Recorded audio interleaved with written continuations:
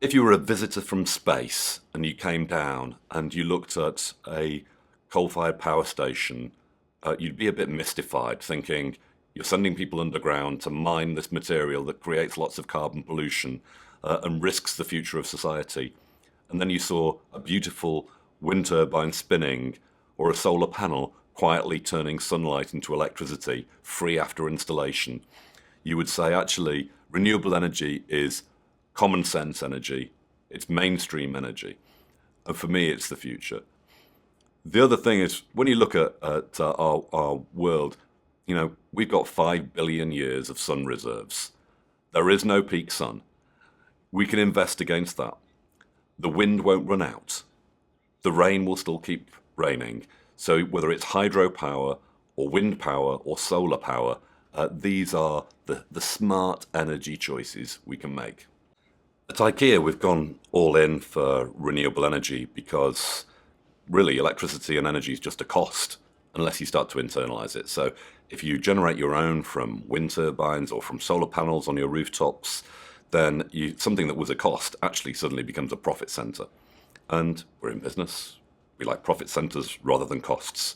So that's why we've actually deployed so far about 1.5 billion euros into renewables. We've got 23 wind farms. We've installed 750, 800,000 solar panels on our stores and distribution centers around the world.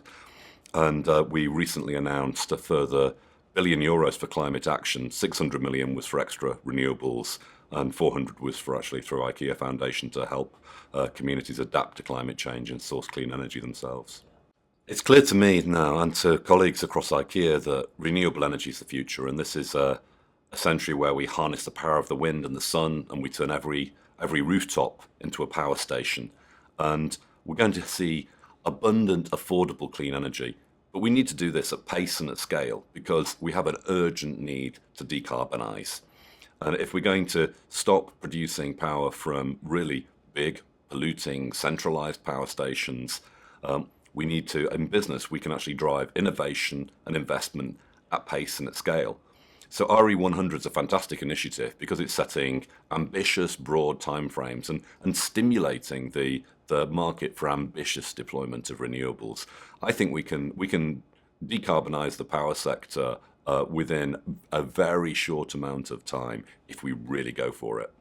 We've found pretty much anywhere you can start to do. The least you can do is energy efficiency, but there are renewable options increasingly in more and more countries around the world. So we've put solar on our roofs in the US or on the stores or even factories that we have in China.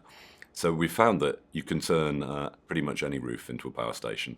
With RE100, I mean, we've made really fast progress in some places because it's got to be about, a place where you can make investments, where there's stable policy. So we're actually energy independent in the Nordic area already. So we've got, with our wind farms there and our solar installations there, we're producing actually more renewable energy than we consume.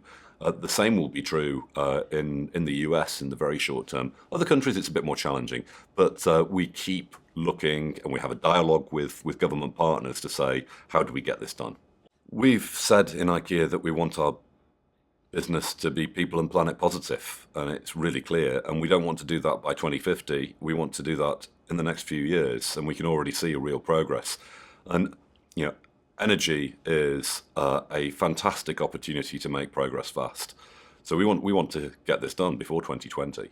So this is urgent, important, but it's also very popular in the business. I've said it's a great thing not just for the Chief Sustainability Officer, but also for the Chief Financial Officer. I think as governments move towards COP21, we're going to see some progress.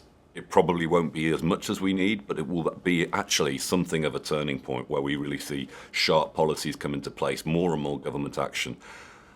I just say, from our evidence in a business, you can transform yourself really fast. And when you set powerful targets, let's go 100% for renewable energy. Let's go 100% behind energy efficiency. Let's really drive change in society. This will stimulate investment. It will create jobs. It will drive innovation and renewal in society. So go all in. That's my message to governments. And then between good government policy and business innovation and investment, we will create a fantastic future where we have abundant clean energy and we have a wonderful circular economy. It's there for the taking.